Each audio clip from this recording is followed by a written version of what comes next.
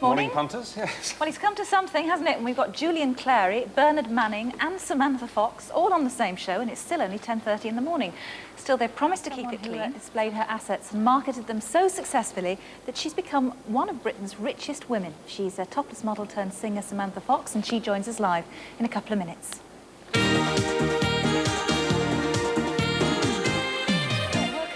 Years ago, you couldn't open a certain tabloid newspaper without seeing a topless photo of model Samantha Fox. Well, she decided to put her clothes back on, try her hand at singing. She did very well as well. And after virtually vanishing from the limelight over here, she's just emerged, apparently, as one of Britain's richest women. Morning, Samantha. Morning. Morning. Nice to see you. Lend us a fiver. Yeah. Can you lend me one? Are you? I mean, did the newspapers get this right? No, it's not true. Oh.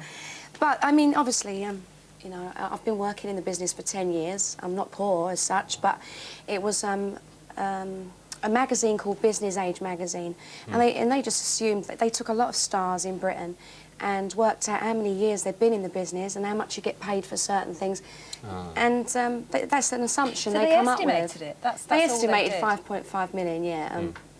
And I mean, if I had £10, everybody who asked me to lend them a fiver, I would be by now. So your bank manager was as surprised as you were then? Yeah, and a tax man, I suppose. Oh no! he doesn't do you any favours, that's for sure. Yeah. You've not done badly though. No, I mean, of course not. No. So, of course not. But so I mean, the other thing the papers picked up is if she's worth all this money, why does she still live in this semi in Wood Green? Yeah, I mean that really annoys me. Why shouldn't I live in a £70,000 flat? What is wrong with that, you know? And they called it a dump. How do they know? They've never even been in it. I actually bought that flat when I first left home with the first money that I ever earned. Yeah. And I always kept it. It was right by my old school. And it was always, I suppose, a dream that when I left school, I'm going to live near here because all my friends did. And it was empty for 4 years. And I bought a house, which I'm trying to sell, which a lot of people at the moment are trying to sell houses. Yeah. Because of the recession, and I don't particularly want to live in the house while people are coming in and out and looking at it. You mean it's yours, is it? Yours, you know, yeah. And so I'm staying in my flat, yeah. Yeah. Maybe the reason, one of the other reasons they assume that you're worth so much, and as you say, you are worth a bobble too, is that you clearly, you don't spend your money sort of unwisely. You've obviously husbanded all these sort of, dare I say it, assets. Yeah, I mean, for example, you know, I invest in property. I have a property abroad and a couple of homes in England, but I also like to spend my money on my family, you know, like my grandparents, I bought them a home.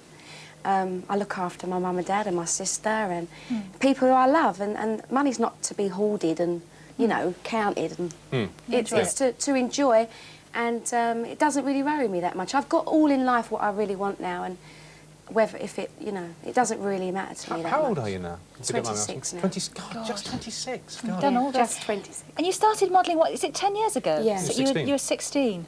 Yeah, it'll be, I guess I've been famous in January for 10 years. Yeah. And I will be having a big party for that.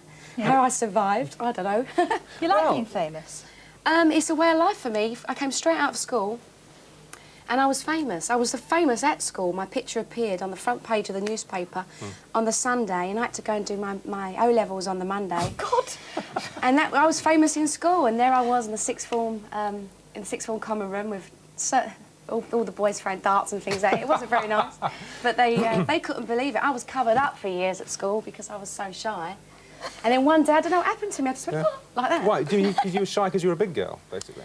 Well, I was shy because I developed all of a sudden. It was a big shock. It was like more or less like I woke up different. I really did. I really did. You discovered you couldn't roll over in bed the next morning? No, I always sleep on my stomach anyway. That doesn't hurt. Just 3 pillows. I bet all the girls at school hated you, didn't they? On that day, in 19 whatever it was. Well, actually, a lot of my girlfriends, they left in the 5th form. They didn't stay on to the 6th form, and I wanted to stay on for further education. And my best friend at school at that time was Anne Mole, and she worked in a motor spare shop down the road. And it was the son who went, because they wouldn't get no hope from my headmaster in my school. It was like the photographer went in it. He had a Mac on and everything, typical. Yeah. And they said, we don't know where she is. I was at home revising that day. So one of my friends went, Cheryl, I know her phone number. That was Anne Mole, who worked down this shop, you know, part-time during her exams. And she rang me up at home and I didn't believe her. And that was it. I was whipped into the studio that day and given a 4-year contract by the Sun. Have you had to fight a lot of resentment along the way, Sam. I mean, when you announced that you weren't going to do any more topless modelling, for the time being anyway, because I know it's still a possibility, and you were going to become a pop star, which you succeeded in doing, I remember reading at the time a lot of, well, she can't have both. I mean, she can't just think she's a page 3 girl 1 minute and be a pop star the next. Did you find that annoying? Yeah, it is annoying, really. It's very small-minded, really, that people think that you've only got one talent. From the age of 5, I went to stage school where I learnt to sing and I learnt to be, I suppose, a bit show busy. Yeah. You know, it's something, I mean, you're born with it, right? But then by going to stage school, they just bring it out of you a little bit more and give you that extra confidence.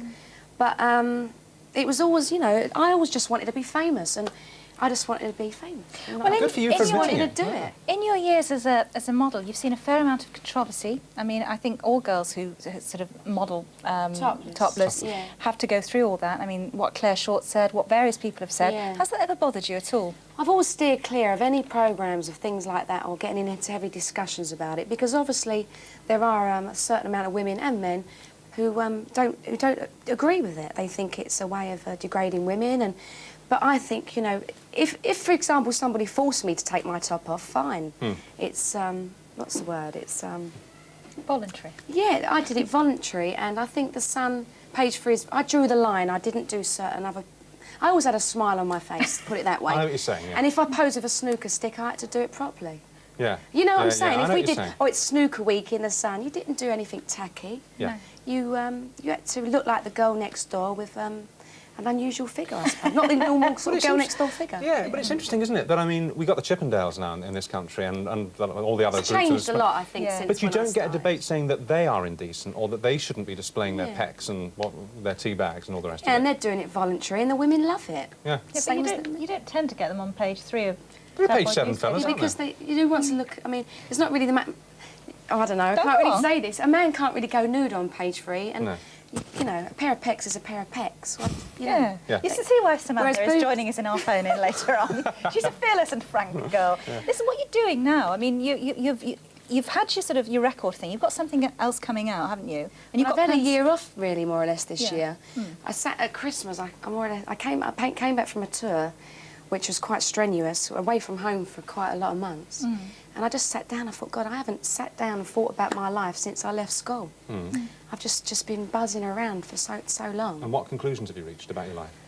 That I'm not going to do so much travelling anymore. And I spent so much more time with my family this year, and like not seeing my sister growing up. It's just so nice to be around them. And I think now I'm going to think a bit more about what I'm going to do. Before I used to put all my eggs in one basket.